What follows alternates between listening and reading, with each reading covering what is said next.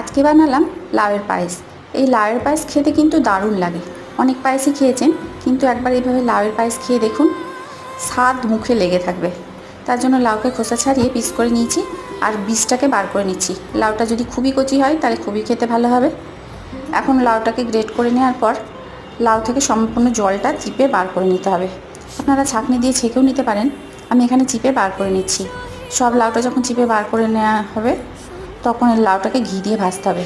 তার আগে দুধ বসিয়ে দিয়েছি। 500 গরুর দুধ ফুটে অনেকটাই কমে যাওয়ার পর এর মধ্যে আরও 500 আমুল গোল্ড দিয়ে দিয়েছি। আর দুধটা ফুটে অনেকটাই কমে যাবে তখন এই ঘিয়ে ভেজে নেওয়া লাউ এর মধ্যে দিয়ে দিচ্ছি। লাউটা খুবই ভালোভাবে ভেজে নিয়েছি।